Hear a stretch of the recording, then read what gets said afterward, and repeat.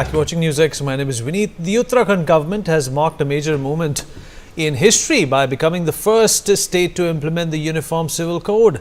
Chief Minister Pushkar Singh Dhami launched the UCC portal meant to understand and register on the same. Chief Minister Dhami called this a constitutional measure to end discrimination and praised the attempt made to give equal rights to all citizens.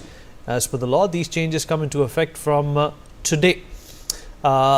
And some of these rules are: 1. All marriage and live-in couples will have to do mandatory registrations. Number 2. For partners under 18 and 21 years of age, parental consent will be required and necessary. Number 3. A single divorce law will apply to all communities, irrespective of religion and caste. Number 4. Adoption to be open to all religions, but adopting a child from another religion remains prohibited. Number 5. Practices like polygamy and bigamy to be prohibited. Sons and daughters to have an equal share in inheritance. Number 7. Rights of children born out of live-in relationships to be same as rights of married couples. To better understand this, we are being joined by a special guest at this point in time. We have with us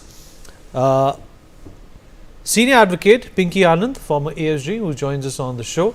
Ma'am, appreciate you taking out the time and speaking with us. Well, this is a landmark implementation. It is being brought about to, infuse a sense of justice and equality, and for the most part, an egalitarian society at that in Uttarakhand. What do you make of, Uttarakhand becoming the second state in the country to implement this, and how will this affect not only Uttarakhand in a positive way, but the rest of the country as well, to take inspiration from? You're right, it's the second state in the country, Goa having been the first one. And indeed, we've seen this happening in Goa for a long time. The demand, in fact, for implementing the egalitarian provisions of UCC has been pending on the anvils of Indian society for a long time.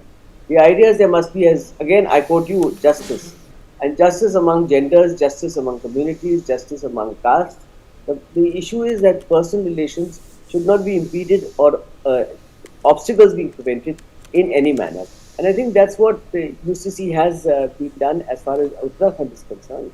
Republic Day was hallmarked the presence and the invocation of the UCC in Uttarakhand.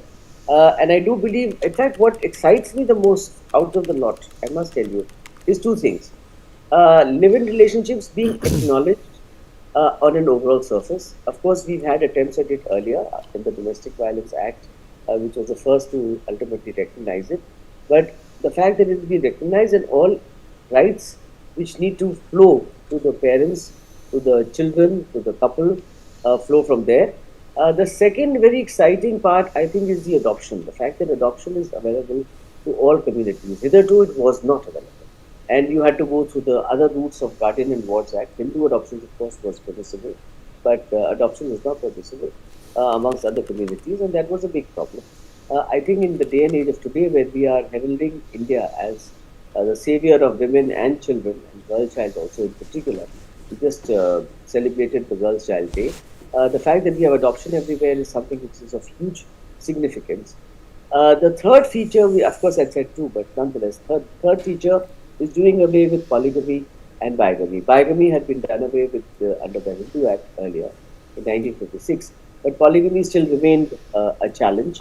And even though we've done away with triple talaq by judgment of the Supreme Court, which has been accepted widely and followed by a law, polygamy was still something which was still to be discussed. I am glad that we, as the Uttarakhand government, have taken the lead and done away with such a practice, which definitely is detrimental to the health and well-being of women.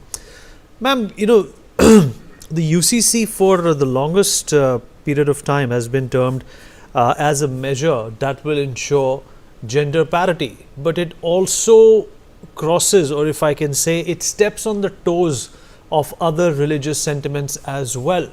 How do you think a state can navigate that? Ultimately, somebody has to be the forerunner. So, as I said, for example, if you take it like this, triple talaq as a practice was abolished by the Supreme Court.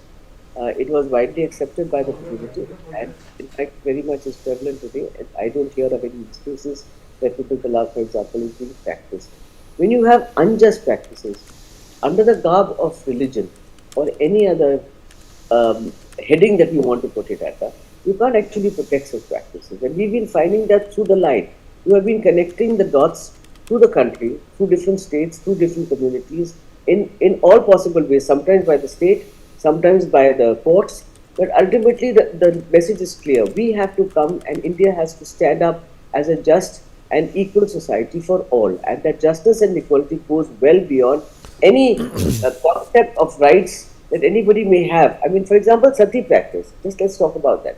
Sati practice was abolished. It was considered a practice which was prevalent, possibly religious in its own way, but we did away with that. Similarly, you're talking about honor killing. And honor killing was something which was, again, in Shakti Vahini's case, the Supreme Court struck down the whole concept of honor killing and condemned it to say, what is murder is murder. You can't say that it is going to come under the garb of honor killing.